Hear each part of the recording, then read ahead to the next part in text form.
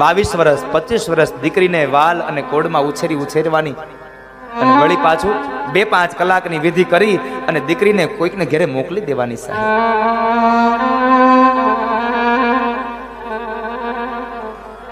સમર્પણની મૂર્તિ એટલે દીકરી અને ત્યાગનું પ્રતીક એટલે આ જગતનો બાપ છે સાહેબ. કારણ સૌથી મોટામાં મોટું દાન એ કન્યાદાન છે. સૌથી મોટામાં મોટું દાન એ કન્યાદાન છે.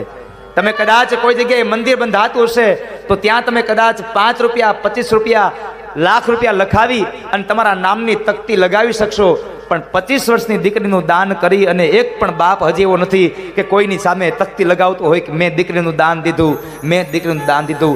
આ જગતનું મોટામાં મોટું દાન એ દીકરીનું દાન છે. એ દાન દઈને પણ છતાંય પણ તકતી ન લગાવી શકો સાહેબ.